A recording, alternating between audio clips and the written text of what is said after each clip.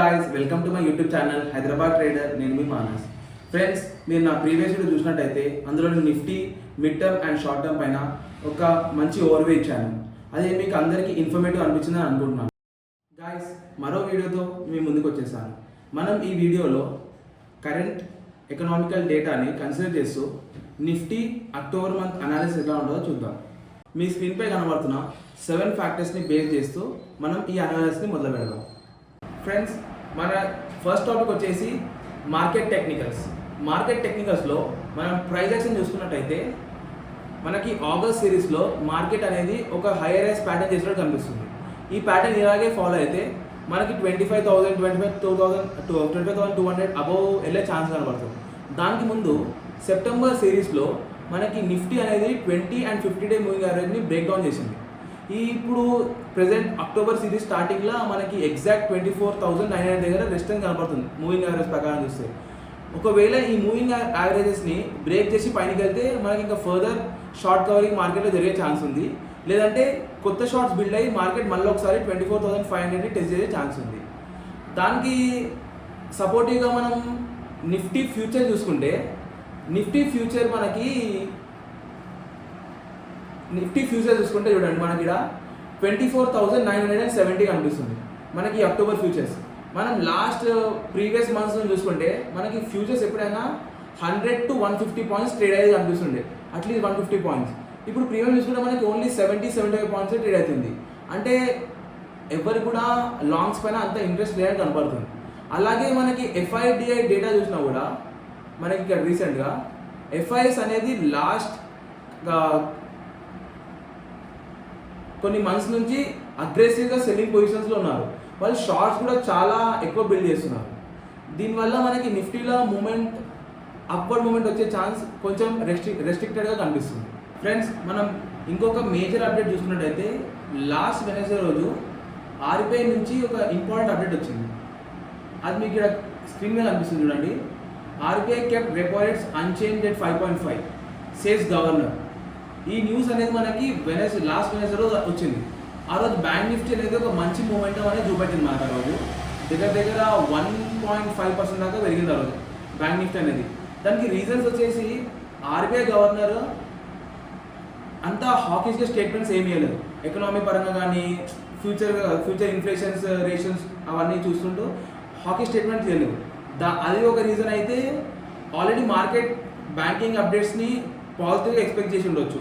అందుకే మనకి ఈ లాస్ట్ 2 డేస్లో బ్యాంక్ నిఫ్టీలో ఒక మంచి మూవ్ కనబడింది. మనం ఈ Q2 బ్యాంక్ అప్డేట్ చూసుకుంటే మనకు మేజర్గా 2 బ్యాంక్స్ తన Q2 బ్యాంకింగ్ అప్డేట్స్ ఇచ్చినాయి. అందులో HDFC bank and Kotak bank కనిపిస్తున్నాయి. మనం HDFC బ్యాంక్ Q2 అప్డేట్ చూసుకున్నట్టయితే ఇది ఎన్డిటీ వాళ్ళు క్లోజ్ చేశారు. అందులో మనకి డిపాజిట్స్ వచ్చేసి Q2లో 12%తో గ్రో అయ్యారు. అది అడ్వాన్స్ వచ్చేసి 10%తో గ్రో అయ్యారు. అంటే లోన్ వచ్చేసి 10%తో గ్రో అయ్యారు. ఇది లాస్ట్ Q1 కన్నా కొంచెం బెటర్ పర్ఫార్మెన్స్ అని మనకు కనిపిస్తుంది. కానీ ఇది ఆల్రెడీ మార్కెట్లో ఫ్యాక్టరీ అయిందా కాలేదా ఇంకా మనం నిఫ్టీ బ్యాంక్ తోటి అనలైజ్ చేద్దాం.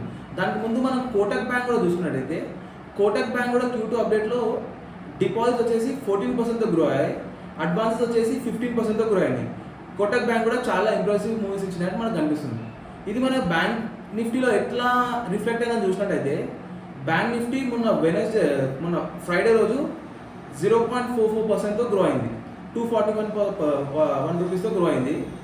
అందులో మనం చూసుకున్నట్టయితే బ్యాంకింగ్ అనేది చూడండి, రీసెంట్గా మేజర్ ఫాల్ అనేది లాస్ట్ ఏప్రిల్ నుంచి అసలు మనకి ఒక కన్సాలిడేషన్ జోన్లో కనిపిస్తున్నట్టు ఉంది. అంటే మార్కెట్లో ఒక ఎక్స్పెక్టేషన్ ఏదో వచ్చేసి అంటే బ్యాంకింగ్ అనేది కొంచెం పాజిటివ్ ఉన్నట్టు కనిపిస్తుంది. ఎందుకంటే మన లాస్ట్ 4-5 మంత్స్ కింద వచ్చిన RBI రేట్ కట్ కానీ ఇప్పుడు నెక్స్ట్ వచ్చిన GST కట్స్ తోటి ఇది ఆ మేజర్ ఫాల్ అనేది మనకు చూపెడతలేదు. అలాగే బ్యాంక్ నిఫ్టీ వాల్యుయేషన్ కూడా చాలా రీజనబుల్గా కనిపించినాయి మనకి లాస్ట్ 5 years చూసుకున్నట్టయితే. ఇప్పుడు రీసెంట్గా ఈ అక్టోబర్ సిరీస్లో చూడండి, మనకి 20 డే మూవింగ్ యావరేజ్ అలాగే 50 డే మూవింగ్ యావరేజ్ని ఒక డెసిసివ్గా బ్రేక్ చేసినాయి. అంటే ఇక్కడ నుంచి బ్యాంక్ నిఫ్టీలో ఫర్దర్ మూవ్ డౌన్ఫాల్ రాదని నేను ఎక్స్పెక్ట్ చేస్తున్నా. కానీ మార్కెట్లో ఎక్కడ ఏమైతే మనకి ఇంకా కూడా తెలియదు. ఇప్పుడు మనం ఆటో సేల్స్ చూసినట్టయితే మనకు అక్టోబర్ 2nd రోజు ఆటో సేల్స్ అనేవి రిలీజ్ అయ్యాయి. దాని తర్వాత మార్కెట్లో రియాక్షన్ కూడా అయిపోయింది. కానీ మన ఆటో సేల్స్ డేటా చూసుకుంటే మనకి మహీంద్రా అండ్ మహీంద్రా అనేది ఇయర్ ఆన్ ఇయర్ చాలా ఇంప్రెసివ్ గ్రోత్ ఉండే 12.5% గ్రోత్ ఉండే. కానీ మారుతి కంపేర్ చేస్తే మారుతి అనేది -8.3%తో గ్రో అయింది. కానీ మంత్ ఆన్ మంత్ చూసుకుంటే కొంచెం ఒక మ్యూటెడ్ గ్రోత్ లాగా అనిపించింది రెండిట్లో కూడా. కానీ ఇదంతా నాకు ఎఫెక్టివ్ మన జిఎస్టీ రేట్ కట్స్ వల్ల వచ్చిన ఎఫెక్ట్ అని అనిపిస్తుంది. కానీ ఇంత బాగా ఆటో సేల్స్ బాగా వచ్చినా కూడా మనము నిఫ్టీ ఆటో ఇండెక్స్ చూసుకుంటే నిఫ్టీ ఆటో ఇండెక్స్ చూడండి అసలు నెగిటివ్లో క్లోజ్ అయింది మొన్న వెనస్డే రోజు డేటా వచ్చిన తర్వాత. ఎందుకంటే మనకి ఈ జిఎస్టీ రేట్ కట్ వచ్చిన తర్వాత ఆగస్ట్ నుంచి market auto index already move up అయిపోయింది. అంటే మార్కెట్ ఆల్రెడీ ఫార్వర్డ్ లుకింగ్ స్టేట్మెంట్లు ఉండే. దీంతో ఇప్పుడు ఆటో ఇండెక్స్లో ఈ రిజల్ట్తో కూడా మనం ఎక్కువ మూమెంట్ అనేది ఎక్స్పెక్ట్ చేయము. మనం చూసినట్టయితే మనకి గోల్డ్మ్యాన్ సాక్స్ నుంచి ఒక మేజర్ అప్డేట్ అయితే కనిపిస్తుంది. గోల్డ్మ్యాన్ సాక్స్ CEO David Solomon big warning on markets. అంటే మార్కెట్స్ నెక్స్ట్ 1 to 2 yearsలో ఒక ఫాల్ని చూస్తాయి, పెద్ద ఫాల్ని చూస్తాయని అతను ప్రెడిక్ట్ చేస్తున్నాడు. దానికి రీజన్స్ వచ్చేసి యుఎస్ మార్కెట్స్లో ఉన్న AI డ్రివెన్ బూమ్ అనేది మార్కెట్ని కొంచెము ఓవర్ వాల్యూ జోన్లో పెడుతుందని అతను ప్రెడిక్ట్ చేస్తున్నాడు. అలాగే మనం లాస్ట్ యుఎస్ మార్కెట్ని వాల్యుయేషన్ చూసుకుంటే ఇప్పుడు ప్రెజెంట్లో అవి చాలా ఓవర్ వాల్యూలో ట్రేడ్ అవుతున్నాయి. అంటే ఈ వాల్యుయేషన్ అనేది లాస్ట్ 2008 క్రాష్ మనకు అందరు తెలిసిందైతే 2008లో యుఎస్ మార్కెట్ ఏదైతే వాల్యుయేషన్ ఉండేనో ఇప్పుడు యుఎస్ మార్కెట్ అనేది ప్రెజెంట్లో దానికన్నా ఎక్కువ వాల్యుయేషన్లో ట్రేడ్ అవుతుంది. దీనివల్ల బహుశా అనుకుని ఉండొచ్చు మార్కెట్లో ఏదైనా చిన్న ప్యానిక్ వచ్చినా కూడా ఒక పెద్ద ఫాల్ వచ్చే ఛాన్స్ అని గోల్డ్మ్యాన్ సాక్స్ CEO కూడా వార్న్ చేస్తున్నాడు. మనకి ఈ వెబ్సైట్లో కనిపిస్తుంది. మనం ఇక్కడ వరకు చూసిన అనాలిసిస్ ప్రకారం నిఫ్టీలో ఫర్దర్ అప్సైడ్ రావాలంటే మనకి నిఫ్టీ అనేది 25,000 లేదా 25,100 అబోవ్ పైన క్లోజ్ అయితే మనకి షార్ట్ కవరింగ్తో సపోర్ట్ దొరికి మార్కెట్లో ఇంకొక మంచి ర్యాలీ వచ్చే ఛాన్స్ ఉంది. కానీ ఇప్పుడు మనం చూసుకున్న present economic data or market డేటాతో చూసుకున్నట్టయితే ఆల్రెడీ మార్కెట్లో ఈ మూమెంట్ అనేది ఫ్యాక్టర్ ఇన్ అయిపోయింది. ఇప్పుడు ఈ డేటాతో చూసుకున్నట్టయితే ఆల్రెడీ మార్కెట్ అనేది ఒక రెసిస్టెన్స్ లెవెల్ దగ్గర కనిపిస్తుంది మనకి.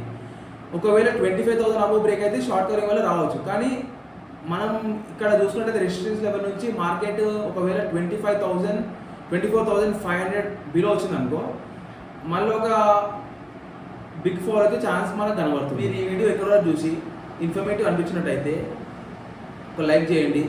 మరిన్ని ఇన్ఫర్మేటివ్ వీడియోస్ కోసం ఈ ఛానల్ని సబ్స్క్రైబ్ చేయండి. నేను మీ హైదరాబాద్ ట్రేడర్ సైనింగ్ ఆఫ్.